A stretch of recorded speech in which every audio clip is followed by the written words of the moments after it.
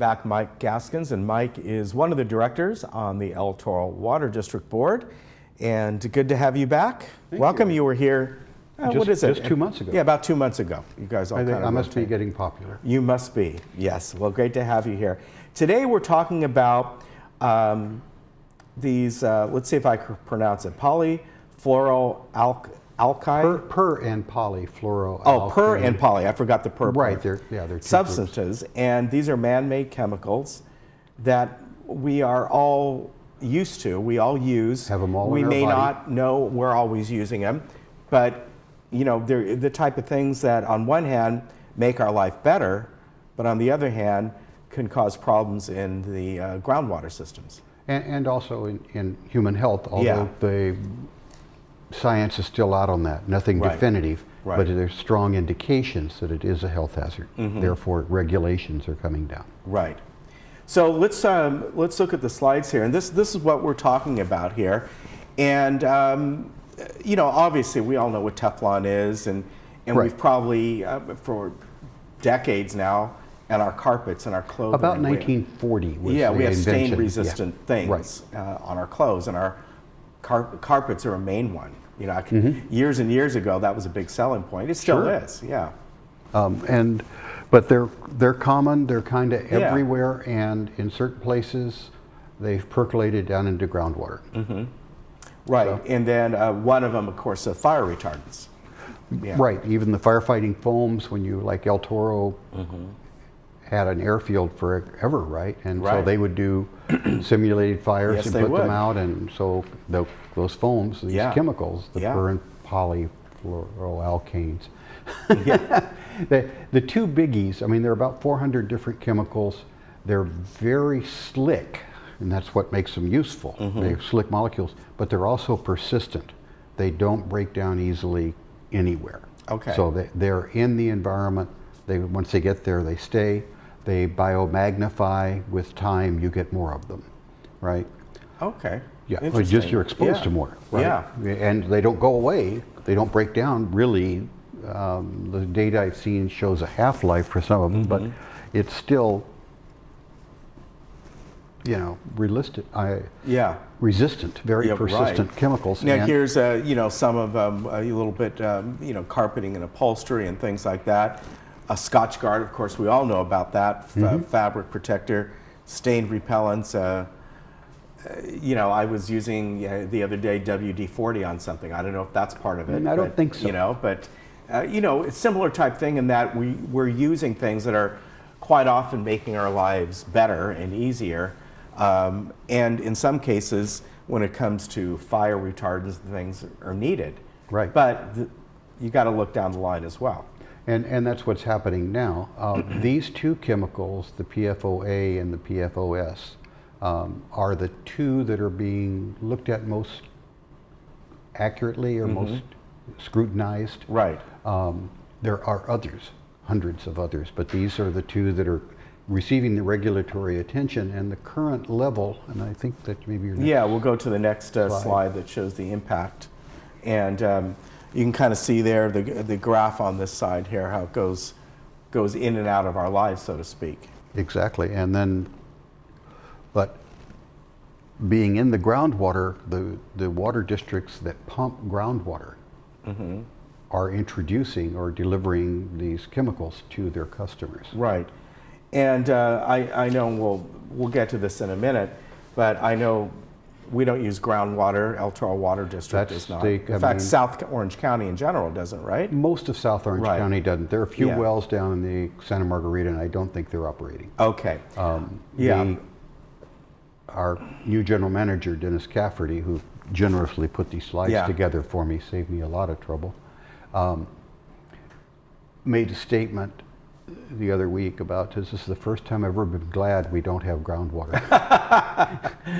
But El Toro doesn't have any groundwater. So on the next slide, it just shows how, you know, people being tested for this, and you know, the different percentages, parts per billion. Trillion. Would that be? Trillion. Parts per trillion. That's such a tiny amount. And that's what we're looking at, and we can measure. Technology is getting better to actually be able to measure these There's only one lab in Orange County that can do the test, and that's the Orange County Water District up in Fountain Valley. And their specially trained staff can't go out and have fast food. They have to keep a log of everything they touch for at least a week before they do the test, because Wow. this is such a sensitive Wow. test. It's measured to this parts per trillion. Yeah. And there's a slide later that will show, Okay. try to put that parts per trillion in perspective in terms of how tiny that is. And the regulatory level is at Yeah. just 70 Well- micro or nanograms per liter. That's parts per trillion. Let me ask you something, and you may not know the answer to this. When it's this tiny, does it really have any effect on us? That's the big $24,000, Right. $64,000 question. Yeah. Indications, most of the lab work's been done with rats. Right. Very little with human. Yeah. There are definite health issues in rats that probably translates to human, which is why we're beginning to see this regulatory peek at it. The regional board is the one who's going to be establishing this with the EPA first and then the state. Yeah. And so the combination level right now is 70, but there are coming in any minute almost. The state may come in with regulations that lower that. Their recommendation, if you're above the 70 parts per trillion level, that legally you have to notify your governing board, and it's good sense to notify the public, but they're also recommending that you take the wells offline. Okay. And so if you don't take the wells offline, it's not required, but I can just see lawsuits coming out of the woodwork everywhere if Right. we don't. So some of the water districts that have a lot of wells, like strong dependence in central and northern California or northern Orange County, Right. this could have millions and millions of dollars of impact on them. Right. Just changing the number from 70, which they currently meet, down to these lower levels, Right. which would be, we're going to see what happens. Yeah. Well, we won't get into the politics of it, but No. you know, who reads the Proposition 65 things? And you know, they're on everything. The last slide here, you know, kind of going what you're over here, response level and things. Can we back like up to the other one? Oh yeah, we can go to the other one that has Back up one more. Has I a wanted picture to- of like an eyedropper on it I or wanted something. to show that, yeah, there we go. Yeah. Trying to put parts per trillion into perspective. On the right, the two graphics, one part per trillion is about 1,000 times smaller than a drop of water in an Olympic pool. Okay. Or, if you want to give more, 10 drops added to the Rose Bowl if it were filled with water. Wow. That's 1 part per trillion. Yeah. It's so tiny more. Even the fact that we can Right. even measure at that level with any degree of confidence is impressive. Yeah. But it's also regulated at that level. Okay. Now the couple The of last slides we have, you know, again, what you've been talking about, some of the goals here, and seeing what will happen. And it's going to be, I think, a couple of the water districts up north are just, you know, biting fingernails, waiting to see what the state Right. does with these regulations. And at the same time, the level heads seem to be saying, we don't really know. The science hasn't really proven that Right. there's a genuine health risk, Yeah. and at what level. Right. So should we wait till we have a little more good science to base these regulatory levels on, especially with the impact it's going to have? And I don't know if that message is going to resonate and come to fruition, or whether or not Yeah. they're going to move ahead and Because choke it. you have to have a solution then. Right, there has to be a solution. Yeah. The good thing is, and none of the water treatment processes except reverse osmosis take these out of the water, Okay. right? So the water that comes into us, we get all our water again, we've done this, from mostly metropolitan, or from what metropolitan water Right. district, but Colorado River in Yeah. Northern California. None of that water has these chemicals in it. So we don't have to worry about it. Their filtration process wouldn't take it out. Right. And nothing we do to water would take it out as well.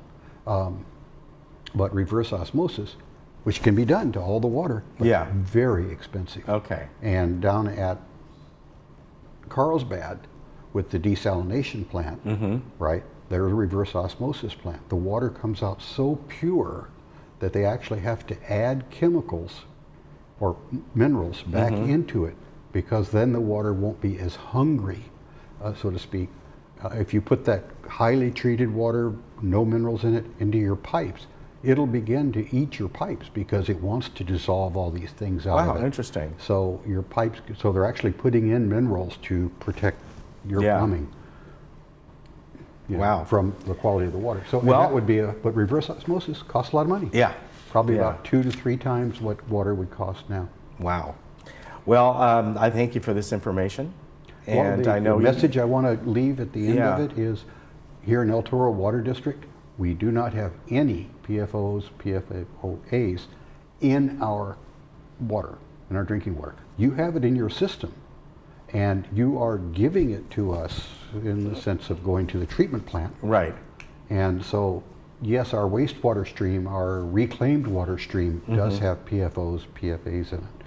And again, we don't know at what level because we're not testing it. Right. Okay. So, anyway, it's going to be an interesting political thing. Well.